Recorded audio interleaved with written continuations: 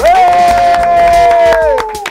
What's going on, everybody? This is Chop It Up, and I'm Brandon Bryant. And this is JH, and on this show, we talk about everything from flipping kicks to million-dollar deals. We're dissecting business and culture through an entrepreneurial lens only on 137pm. And first up, we have none other than the Fyre Festival. We gotta break this down. B, what do you think of this?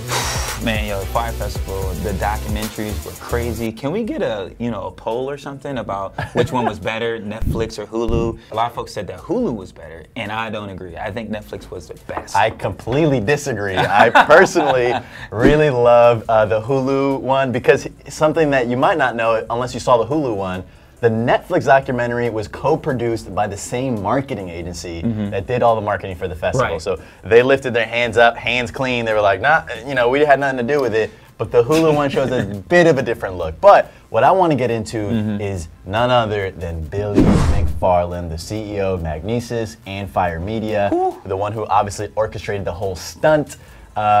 He has a healthy appetite for risk. He does. You could say. Risk. Let's get into this whole idea. This is incredibly important for both entrepreneurs and investors to understand, okay? Now, you've heard it say, high risk, high reward. That couldn't be more true. Your tolerance for doing something with a high degree of uncertainty is risk. And your ability to receive an equal amount of massive payoff is tied to that risk. For instance, Fyre Festival. Billy took on something that was incredibly risky, doing something on Pablo Escobar's island, selling a bunch of stuff before he actually had it. And if he would have executed, think about it, the payoff would have been massive. The downside of that risk is if you don't execute, you go to jail, pretty much. But the whole idea here is, what is your risk tolerance? Are you a high risk, high reward? Or would you rather play low risk, low reward? Okay, so this is a whole debate that we can go back and forth on. I'm curious to dissect this whole Fyre Festival fiasco from the lens of investors and entrepreneurs. Brandon, what do you make of this? Folks, that is too much risk on the shoulders. That is far too much risk. I agree. That's a little crazy.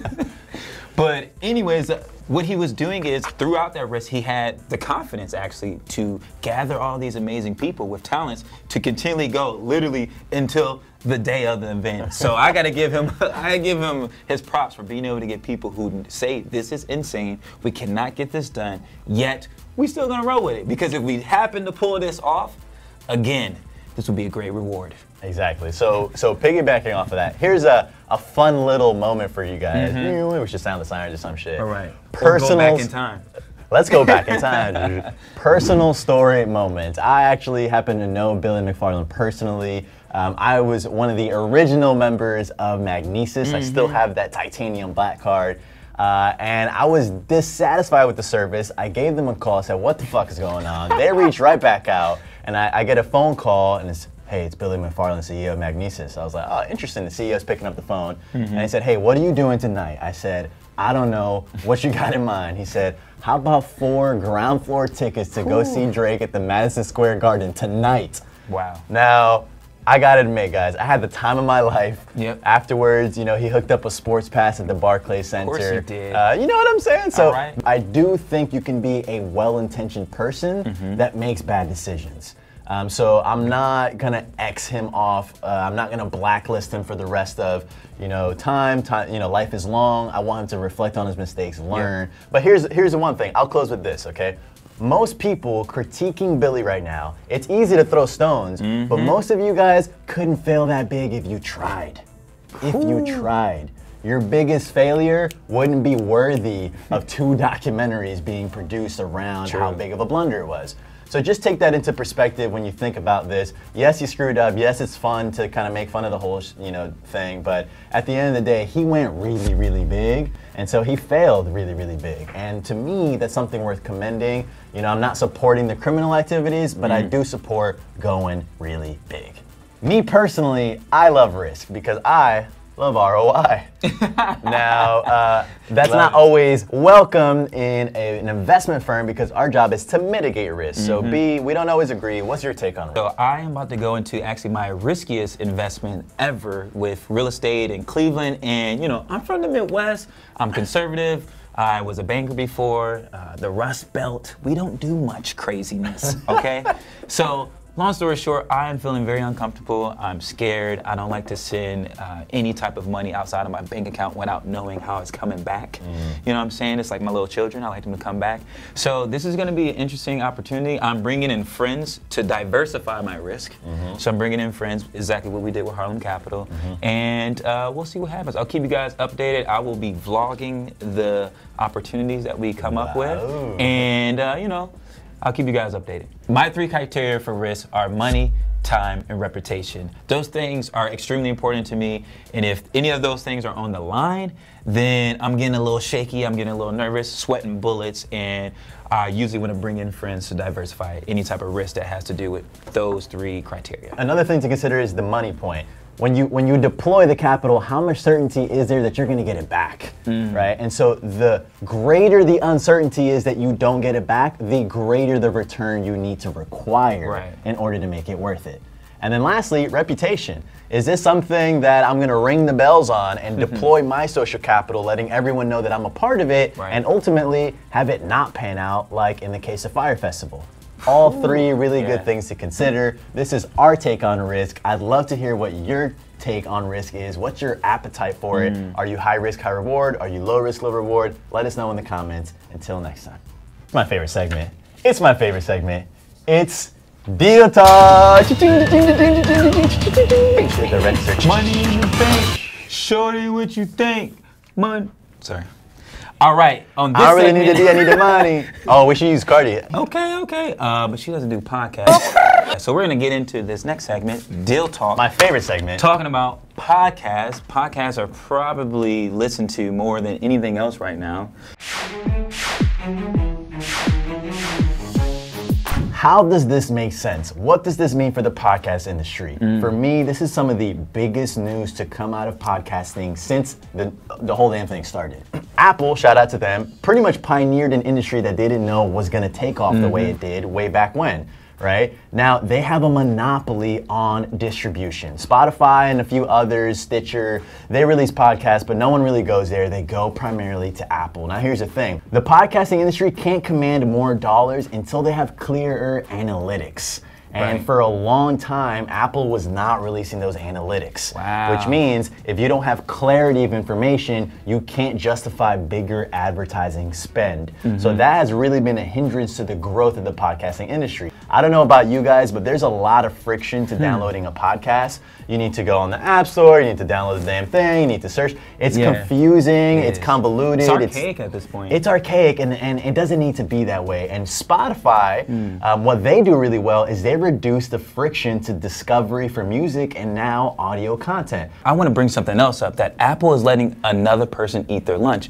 Do you guys remember Siri? And what happened with Siri? Yeah, you know, Alexa came and ate that lunch. And it sounds like Spotify is coming to eat the lunch for podcasting. And Spotify, everyone already is on Spotify listening to all the great playlists, what have you. John was just playing Spotify in here.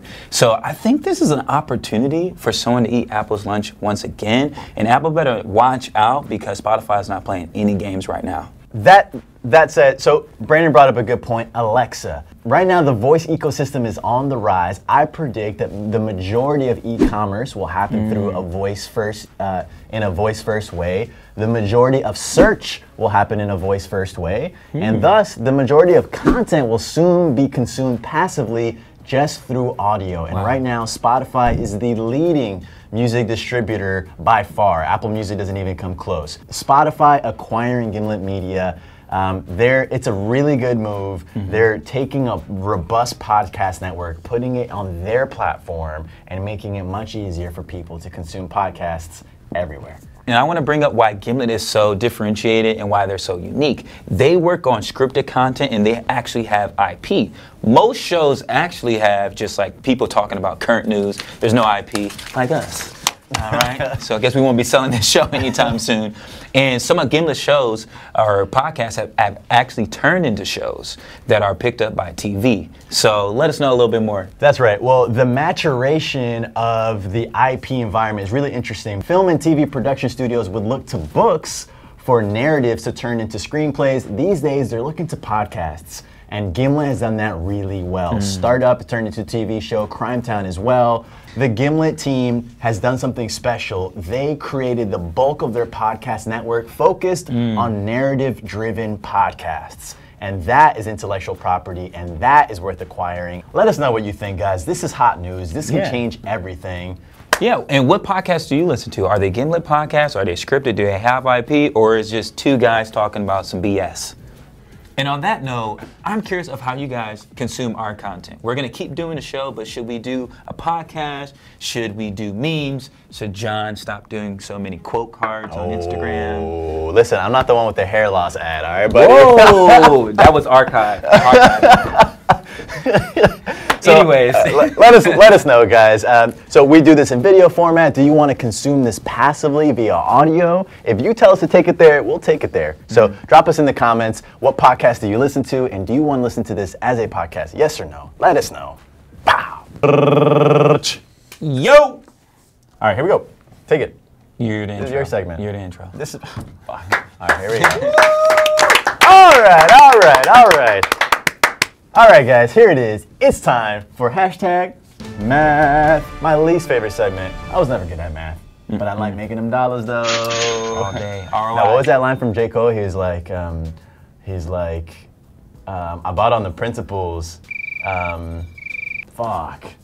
He's like, and all of a sudden, I'm so good at math. Anyway, now we're talking taxes. Whether you like to do them or not, you still gotta do them. So B is hooking us up with a tool that's gonna help. So B's hooking us up. What's that? Right, are you rapping right So now? B's hooking us up with a tool that's gonna help us get it done easier. Brandon? You got that J. Cole flow when you coming in here, bro. Anyways, the tool of the day is gonna be B Solo. B Solo is a tax efficiency startup. So long story short, it's for entrepreneurs or people who are actually on 1099, where they get paid here and there. You never know when the payment's coming through. So the way it works is you just start a new bank account, and when the money comes in, B Solo is alerted, and then they take a percentage of that money, and they automatically send it quarterly to your state or your federal tax. Wow. Yeah. Not gonna lie, long story that's short, this saves you a helpful. ton of time because when you're swiping on stuff all day, you don't want to worry about sending out those quarterly taxes. And so at the end of the year, you can have X, Y, and Z sent to quarterly, and you just hand that off to your accountant, tax, TurboTax, what have you, and you're all Gucci after that. Wow. That, not gonna lie, sounds fucking helpful. Your face is like, it just sounds helpful. I'm processing that because, you know. John's gonna fall in love with you get math to swiping, eventually. He's and gonna fall in love with it. Uncle Sam wants to get to swiping, Yeah. you know, and you got to make sure that Uncle Sam gets paid. Now, speaking of J. Cole, he made a song called Brackets, Hey. where he talks about, he's Tax. like, yo, where is my tax money going? And how come I'm paying 50%? And that's the same way I feel, by the way. And now, mind you, as an entrepreneur, your taxes can be very convoluted. I know mine are. For instance, I have 1099 income, I have W-2 income, I have Schedule 10C income from my real estate properties, I have K-1s from the media companies, from the startup companies that we own. There's a lot going on. It can be very overwhelming for a regular CPA. So I like the idea of having this tool, not gonna lie. All right, well, cool. Brandon is always hooking us up with these tools. I don't know how he does it. He's always on the cusp of what's new. Because I'm a young, challenging, or struggling entrepreneur. I'm trying to get over boundaries, and working by myself and hiring other folks on 1099. And I got to figure out the best way to streamline everything. So as long as I can do that, I'm going to be Gucci, and I'm going to share all that with you. So when I fail forward, hopefully you guys don't have to fail at all. Where do you guys sit? Tax is something that no one likes talking about. No one certainly likes doing. But we got to pay them. But we gotta pay them. So let us know, what tools are you using for taxes? Are you using TurboTax? Are you using B Solo manually? Yeah. Are you not doing them at all? That's okay. Yeah. That's okay. Shh. Yeah.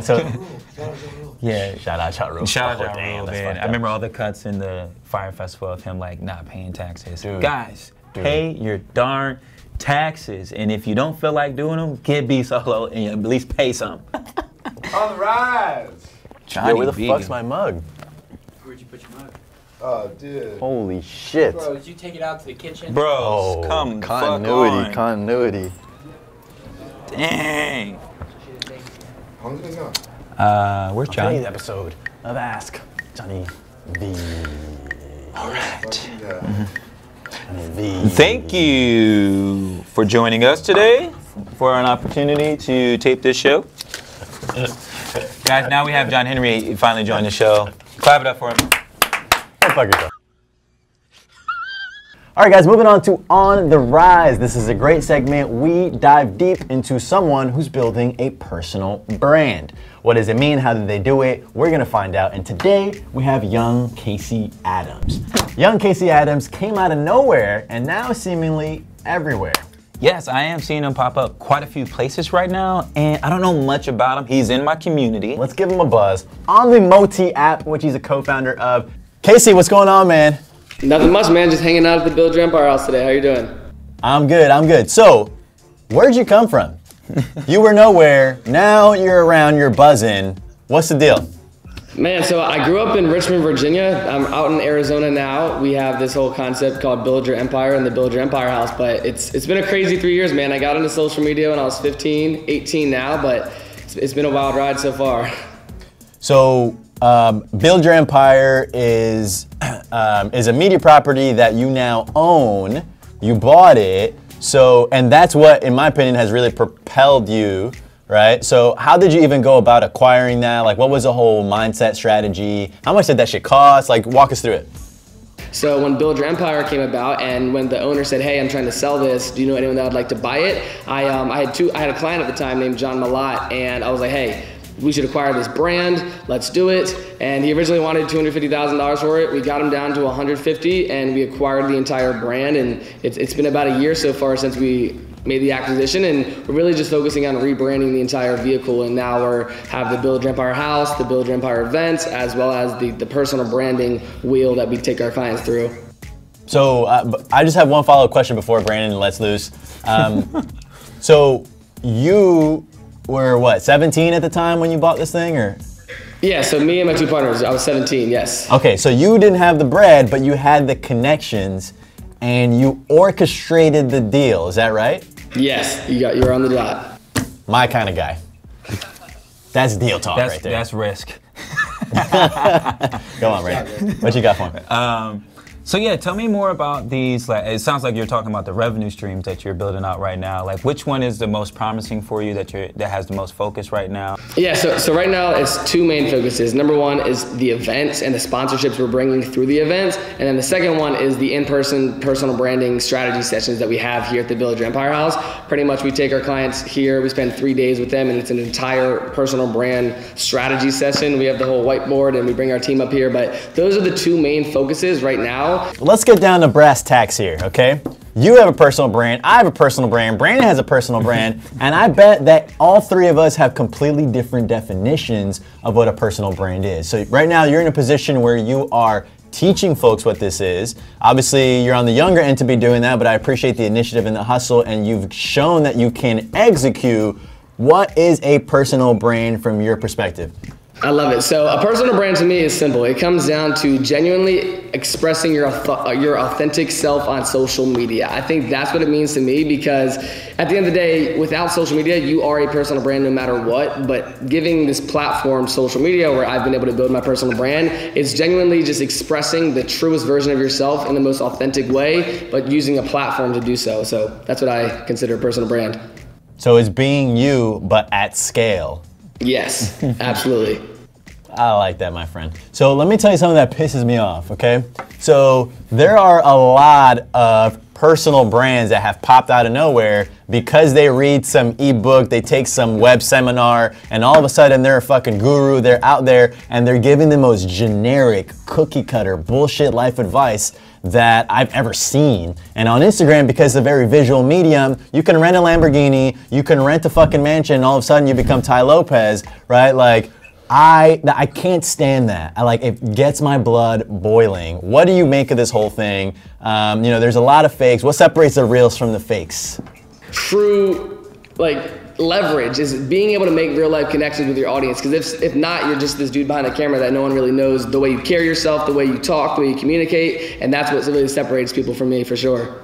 And one thing I will say, we met in person recently when you were out here in New York. We had the chance to kick it. We had some lunch. We went down to VaynerMedia. We had a good time. And I would say you're about 80% of your online persona. So that's a pretty, no, I'm just kidding. No, you're a stand-up guy, man. Thank you so much for jumping on. I think the audience here will benefit tremendously from connecting with you. So to everyone out there, connect with Build Your Empire. Connect with Casey Adams. He's a young guy on the rise. How old are you now, Casey? I'm 18 years old. 5 years from now, what does your picture look like? So I think from 5 years from now, my number one goal is to working on Modi. We want to take that public, but I think at the end of the day, I don't focus on 5-year windows. I focus on the day window because that creates the month, which creates the year, which creates the 5-year plan. So I'm just focused on daily execution, man. Casey, thanks so much for taking the time to sit with us, man. Appreciate you. Appreciate you, brother. Absolutely appreciate you guys as well. And that young brother right there is on the rise. Every segment, we dive deep into someone's personal brand and dissect how they're doing it, why they did it, and what this all even means. Brandon? All right, guys, let us know in the comments below what you think. Are you ready to build your empire? Let us know. If I was 18 right now, I'd be fucking kicking my own ass, getting ready to get some work done. Thank you again, Casey. Peace. And that's right, and let us know in the comments, who do you think has a killer personal brand? Ooh. I would love to bring them on the show, so let us know. All right, guys, that about does it for Chop It Up. We talked about a lot of stuff today. We talked about risk, podcasts, taxes, and personal brand with Casey Adams, all right? So let us know what you thought of the show. I personally liked it. Did you, though? That's the real question. B? Stop doing that. And until next time. Peace. Jay. Let's do that now. All right, here we go. And that about does it for today's episode. Let us know what you think in the comments below. See you guys soon. Peace. All right, well, that was some bullshit. We gotta figure out a better ending. Seriously. You gotta figure out better. Oh. You gotta figure out a new sweater, too. Have to.